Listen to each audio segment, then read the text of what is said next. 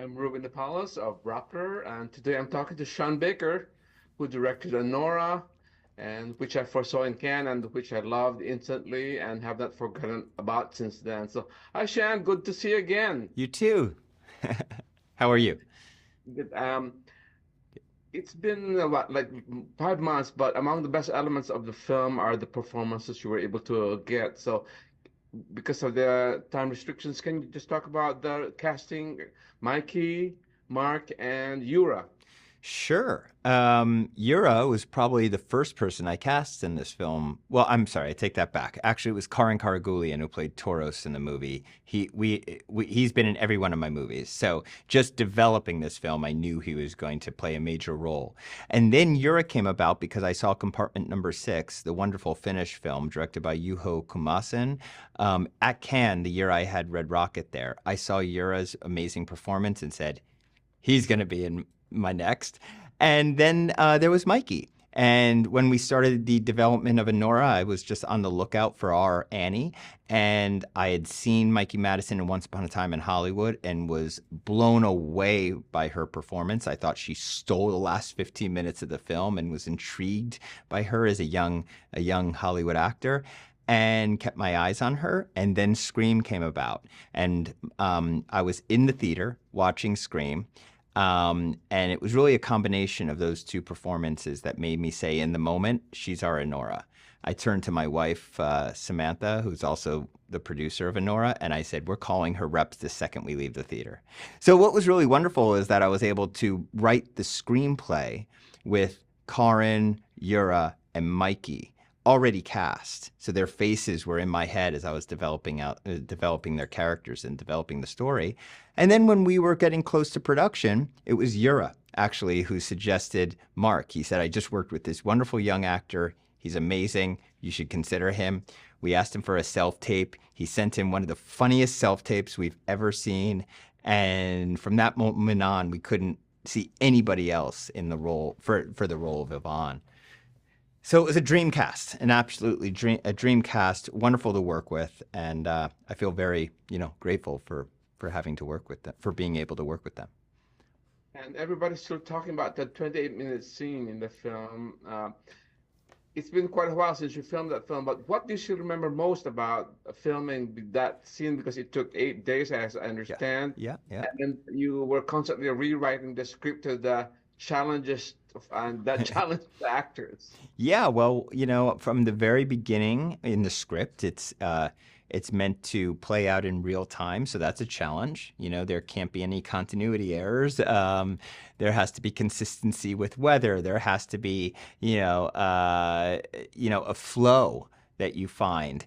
And what was great is that my cast and crew, they just understood this. They were on board to make this happen. So I'm sorry, it was scheduled for 6 days. It took 8 days, but we made our way through it. Mikey and Yura doing their own stunts. My incredible crew just stepping up and making this thing happen. Yeah, it was quite an adventure. I'm glad people are liking it. Yeah. Yeah, speaking of liking it, it's been several months since Cannes, Yeah. and the film has been screened in film festivals, and the audience is loving it, Yeah. and it's being appraised as one of the best films of the year. So, what have been the most surprising reactions that you heard or maybe read about the film? The what reactions? I'm sorry. What have been the most surprising reactions that Surprising? you read or Well, heard? the ending is obviously left open for interpretation. So now I've been to several screenings. I'm hearing from several people, and the interpretations are very, very interesting, and I love it because that's exactly what we were hoping for. We were hoping that we would set up this ending that allows audiences to sort of write the epilogue, and then also spark discussion, and so it's been great to see these people gather outside of theaters after these screenings, and when I listen, I can hear they're talking about the ending. So so yeah, that's just been a nice uh, that's been nice. And then in terms of reactions, well, to tell you the truth, across the board, I thought this film might be a little more divisive, and who knows what'll happen with general audiences. But so far, there's been a real universal love of it. It's been really, really beautiful, and people are loving the performances, and that means everything to me because I love the performances. So I'm really glad that other people are recognizing them. And let's go back to Yura because actually Yura's role is one of the most challenging because he is like a thug, but he has a heart of gold. So Yeah. talk about how you were able to get that performance from him. Yura is an incredible actor. Um, he he understands that subtlety is everything, and he knows that for especially for his character, we couldn't show our hand. So it was really just about he just knew how to play this. It was an incredible to watch where he would just give me just enough and and um and also being aware, he's classically trained, so he's very aware of how he's being shot and what to give to the camera, and also he would give me. He brought so many ideas to the table, so many ideas. I mean, him, is playing the entire diner scene with a hamburger shoved in his mouth is his idea. Him screaming at her louder than she was screaming during that climactic moment of the home invasion. That's his idea. Yura is a wonderful actor, and he's already a star over there. I have a feeling he's about to be a universal star. At what point while filming the movie, did you realize that maybe you have something special in with this movie? Pretty early on, I have to tell you. And it was mostly because of my incredible cast.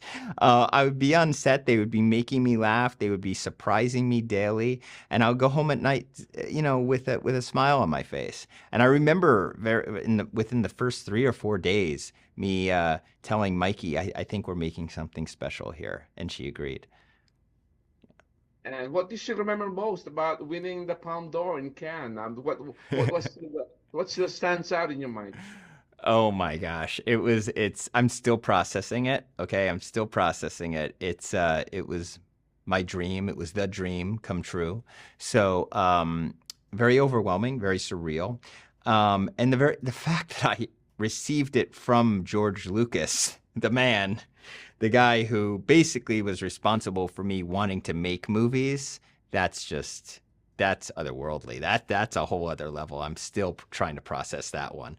Um, so yeah, overall, just an incredible feeling, man. I hope that everyone gets to experience something like this in which their dream comes true because it's it, it's a great feeling. What's next for you, or what are you planning to do next? Well, I have to I can't creatively juggle, so I'm still in the Anora world. I'm getting it out there. I'm gonna have to, you know, uh, see Anora out into the world and then approach my next one, which would probably, once again require research. So I'm going to have to take some road trips and figure it out. But I will stay in the same wheelhouse. I think what the Palme d'Or has done is it's allowed me to continue to make these sort of movies the way I want to make them. So you can, expect some more crazy chaos coming your way in a couple of years. Yeah. Thank you, Sean, and we look forward to that chaos again. It's a wonderful experience at the cinema, and good to see you again. Thank you. You too. Thank you. Thank you.